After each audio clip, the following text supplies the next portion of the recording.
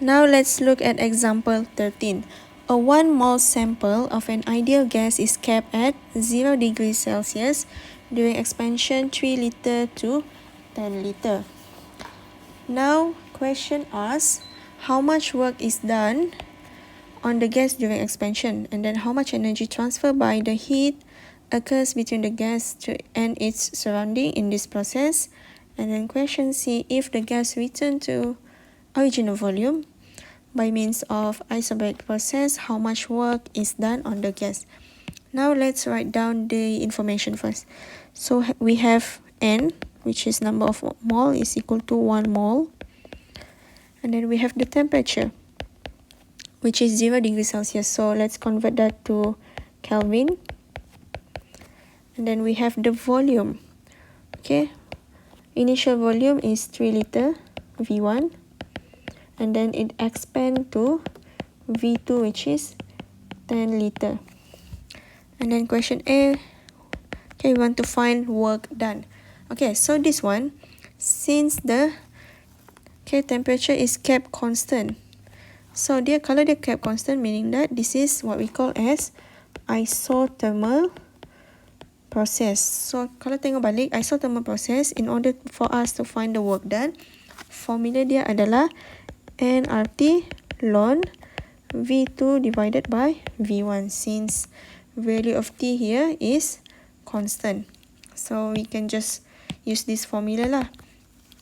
Okay, before we use this formula, okay, reminder dekat sini, okay, all value, okay, must be in SI unit. Mesti SI unit ya, sebab work di sini adalah SI unit dan value of gas constant adalah SI unit. So semuanya kena dalam SI unit.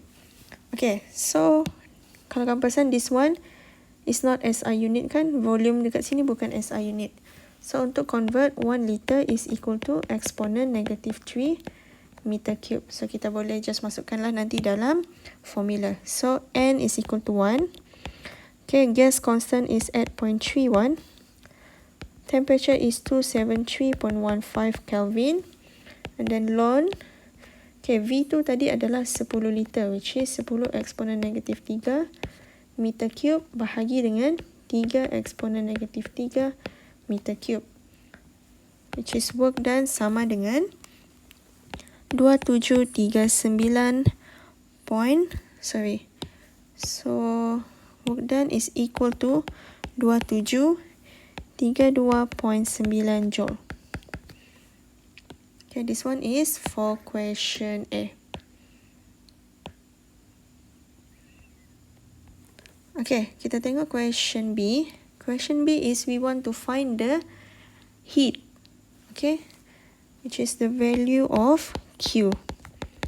And then according to first law of thermodynamics, delta U is equal to Q minus W. So since ni adalah isothermal, di mana temperature adalah constant. So kalau temperature constant, ingat semula tidak akan ada, there is no change in internal energy. So delta U akan sama dengan kosong, meaning that Q will be equal to work done, which is equal to 2732.9 joule.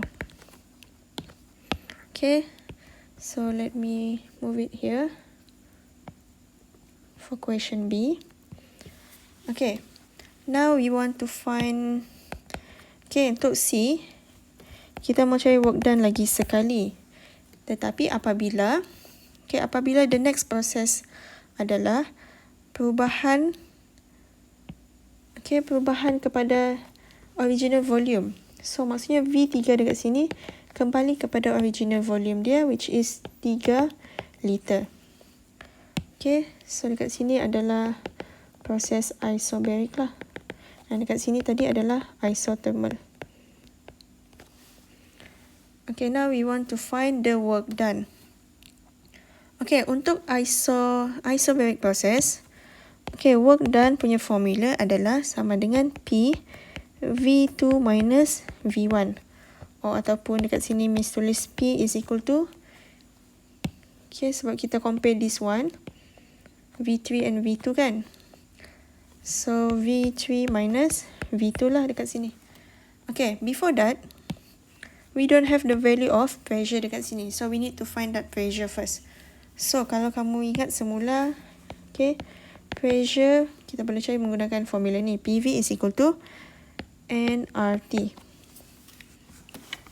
Okay, how do we find the information untuk menggunakan formula yang ni? Okay, let's say Miss sketch a graph here. Let me sketch a graph first.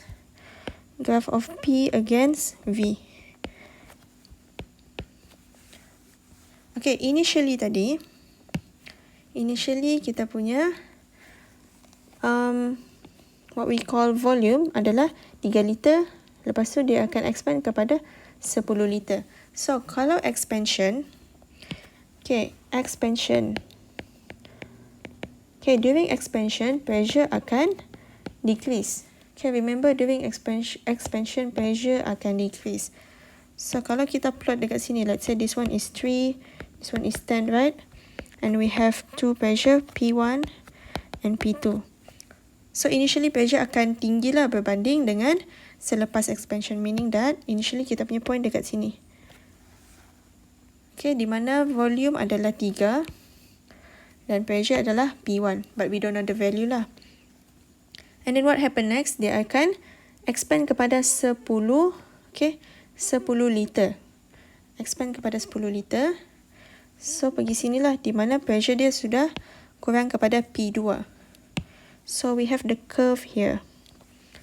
And kalau dekat same curve, meaning that T will be the same. Temperatures akan sama, which is 273.15 Kelvin.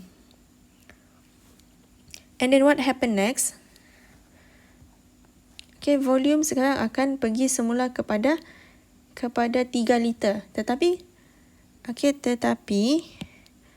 dia adalah constant pressure because it is an isobaric process. So pressure tetap constant lah. Maksudnya dekat sini, dia akan kembali semula kepada 3 liter dengan pressure yang sama. So dia akan kembali semula ke sini. So kita mau cari pressure adalah dekat sini lah. What is the pressure here? This is what we want to find. So kalau pressure dekat sini, meaning that along the line here, pressure akan sama. So we can use the volume here lah. Menggunakan point dekat sini untuk cari the pressure. Which means, dekat sini number of mole akan sama, which is 1 mole. Temperature juga akan sama. So we have temperature. This is constant, number of mole and the volume. So we can find the pressure here. So now we can find P is equal to nRT divided by V, in which N adalah 1 mole at 0.31, T adalah 273.15 divided by the volume here lah. Volume dekat sini sama dengan 10 liter. So convert to SI unit, so you get the pressure which is 22.7 exponent 4 Pascal. Let me make it smaller. So kita sudah dapat pressure dekat sini, so we can just substitute here, which is pressure tadi adalah 22.7 exponent 4.